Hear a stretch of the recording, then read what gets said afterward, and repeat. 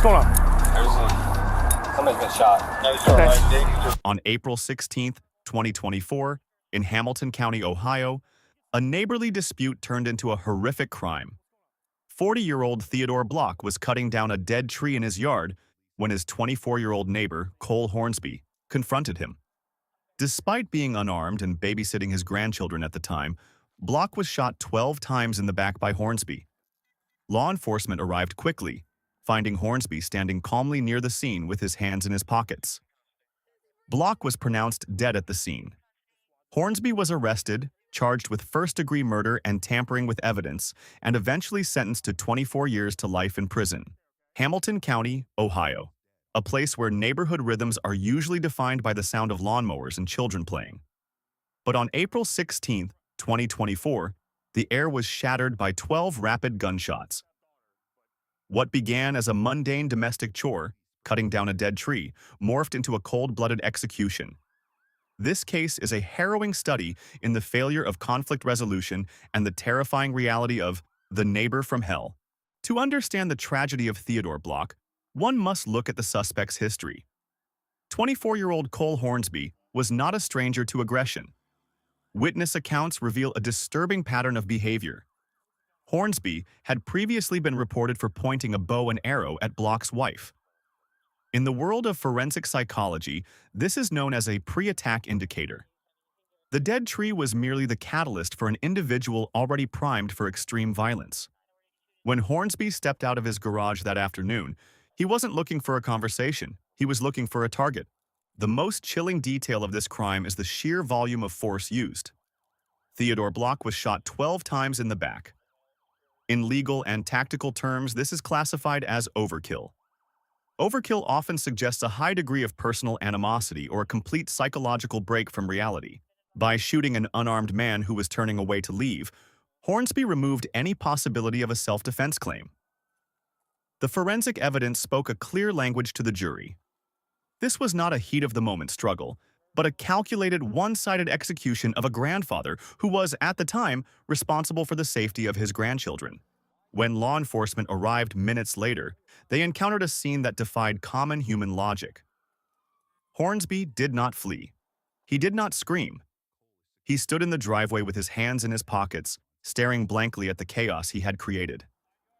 This lack of post-offense flight or emotional distress is often seen in individuals with deep-seated antisocial traits. His calm demeanor presented a unique danger to responding officers. A suspect who does not show fear is often the most unpredictable. His later attempt to hide the murder weapon in a backyard shed, a move that earned him a tampering with evidence charge, showed that despite his blank stare, he was conscious enough to attempt to evade justice.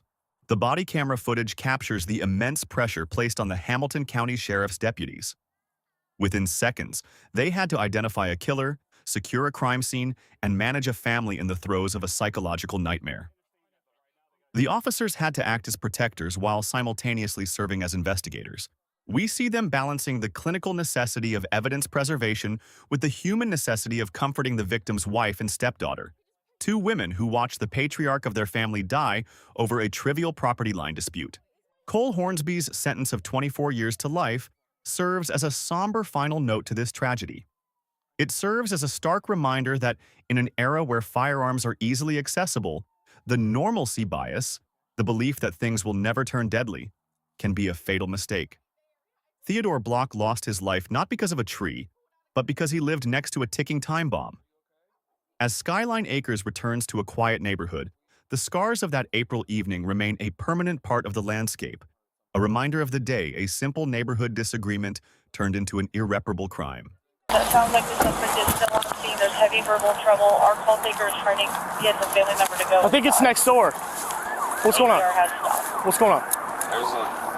Somebody's been shot. Okay. Police identify the suspect seen here as 24-year-old Cole Hornsby, who witnesses said lives in the building here. Was it you? Let me see your hands. Your hands.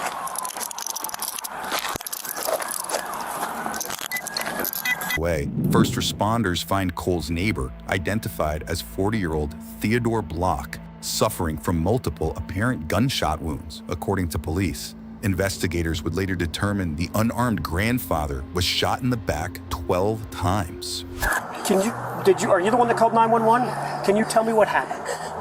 We heard a gunshot. We went over there. The neighbor came outside and I came outside. My husband was cutting the tree that fell. Okay. And he went over there and told him to put the gun away. He doesn't need a gun because he came over here. We called the cops on him once before. He came over, he was pointing a bow and arrow at me. And my husband said, "You're f***ing crazy. You pointed a bow and arrow at my wife. You don't need a gun." And he started running his mouth. I said, "Ted, we'll just go call the cops." And Ted's like, my husband started walking away, and then he said something. My husband turned around and he just shot him. Okay. And did you see that happen? Yeah. Okay. You heard that Theodore was cutting the tree, seen here, when Cole allegedly fired his gun in The public reaction to the story has been very lively. Here's what people are saying. I, for one, don't want a person who shot someone in the back 12 times to ever be out of prison. Over 100,000 a year. If you shoot someone over a tree or McDonald's and are not clearly mentally ill, you deserve the chair. As long as it's proven, absolutely, I'm okay with cap pun.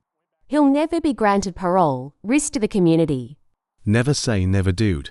Here in Maryland, we just recently had to retry all the cases all the way back to 1979 because it was found out that at some point in his career a judge or a prosecutor did something. So a whole bunch of lifetime criminals had been released because there were no witnesses still alive, the evidence had been destroyed or files had been lost. All because he made one stupid mistake God knows how many years later. So his entire lifetime of docket had to be reheard. 24 to life for first-degree murder? WTF? Should be life without parole, bare minimum. Life W. Oh, parole is not life. We had that in Washington state. Our state Supreme Court said life is not fair, so they ended that and let a whole mess of lifers out. So we in Washington know life W.O. parole is about 21 years, and then free. The death penalty, once used, ensures a murderer will never get out. A light sentence for a brutal murder. Dude was laughing and joking. Makes me sick. This guy should have got life with no parole for what he did. Cold-hearted and evil. He had no emotional whatsoever. His eyes look like they're looking right through you, and it's scary that he will be out one day. Evil people most of the time look normal, so it's hard to tell them from us normal guys. I have seen this in people for many years. Wish I didn't. Some people are not worth saving. If you look up his history, he was a weird creeper that stalked this gal all through high school and after. He was in prison for bringing a gun to the school and then breaking the PO that the gal had on him. Cole Hornsby, 26. I am sick of murders getting out of prison. They took a life. They should get life in prison with no possibility of parole ever. The victim doesn't get to come back for a second chance, so why should the murder? It makes no sense to me at all. First-degree murder for firing 12 shots into the back of his unarmed neighbor. Tampering with evidence for hiding the murder weapon in a shed after the shooting. 24 years to life in prison. He must serve a minimum of 24 years before becoming eligible for parole. Summary: Cole Hornsby was sentenced to 24 years to life for first-degree murder and tampering with evidence after the brutal killing of his neighbor following a dispute over a dead tree.